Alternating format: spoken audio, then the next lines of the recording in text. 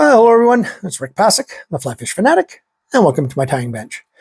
Today we will be tying a little bloodworm, San Juan worm variation.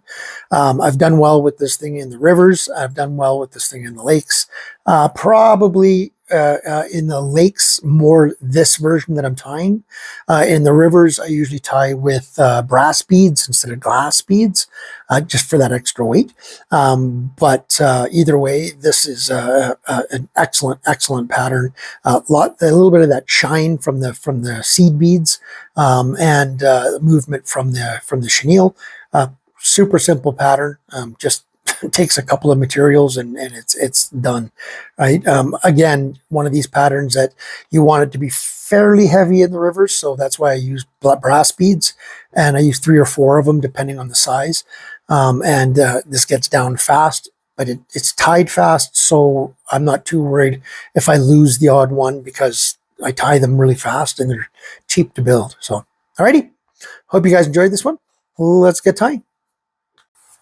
All right, so in the vise today, we have an Ahrex FW562 in a size 14.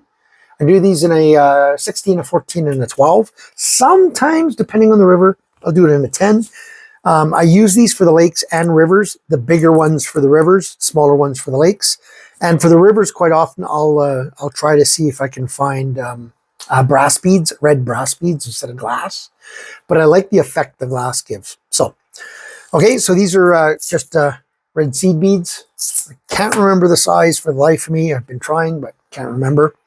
So, to do this, you're going to take your threader, whatever kind of threader you have.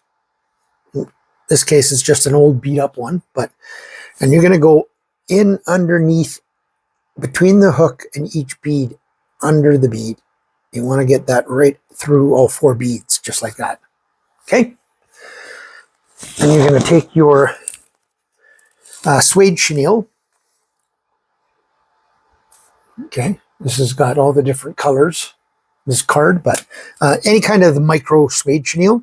Okay, whatever one you like, whatever brand. And I'm just going to hook it through. So I've hooked it, gone through the threader, and then I'm just going to pull this right through underneath. So now it's under the beads, right? So the first thing I'll do then is I'll take my nano silk, in this case in red, and I'm going to wax my thread. And then I'm going to first do the back end, and I'm going to go right tight in behind that. Actually, first thing I usually do is cut this to length. So let's get this to length, roughly to length. So it's still a little long, but that's okay. It's just that it's out of my way then, and then I can just start my thread. See how it turned on me? So that's okay, because I just got my thread started, and now I can put it back up on top. Just going to turn and get that off. And then just holding this tight, I'm just going to make sure that I'm building up a bit of a thread dam right up against. You can see how I'm actually going right over the bead there. That's making sure that it's right tight. Trying to wiggle it, that's it. So it doesn't move, right? You don't want the thread to move, right? So the beads to move. So now I just take I can do my whip finisher if I've got it. Like this is a big wide gap one. I can use this one, and again, right tight to that bead, right? Cut that off. Now, if you've got a redder thread, that's even better. For some reason, this nano silk, it's such almost a opaque that when it goes on, you have to put quite a few layers on before it goes red. So now I'm going to also go back up to the front here and do the same thing.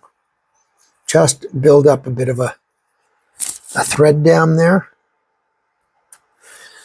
Just all this really does is help hold the chenille on top. That's all it really does in the front here. So just finish that off.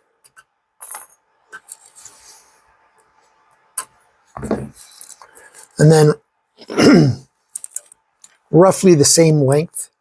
I actually like it a little longer in the back. So quite often I'll just do that. I'll fold up over and see where that meets.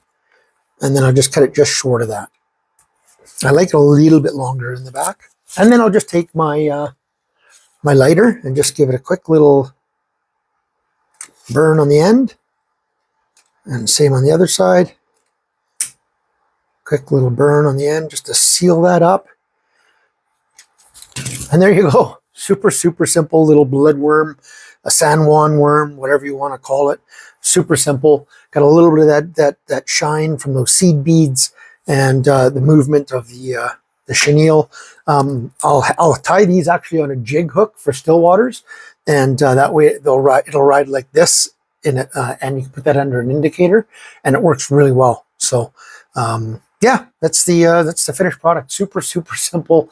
The way I like it. I like being able to tie a whole bunch. Remember to pinch your barbs if you've got barbs on your hooks. So make sure you pinch those for catch and release. And yeah, I'll put a dab of head cement in behind, and I'll put a dab of head cement there. Or I would have do it in my thread wrap, this one, but this one I can put a dab of head cement in behind. And that's it. Alrighty, hope you guys enjoyed that. If you subscribed, thank you. If you haven't, please consider doing so. We're getting pretty close to 4,000, and I've got a bunch of stuff coming in from all my pro teams and stuff, and I'm going to be doing a fairly large giveaway, including one of them is going to be Gordon Vanderspee's book, the very first book, The Feather Mechanic. Phenomenal, phenomenal book. So that'll be part of one of the packages. So, alrighty. Again, hope you guys enjoyed. See you on the next tying video. Tie lines.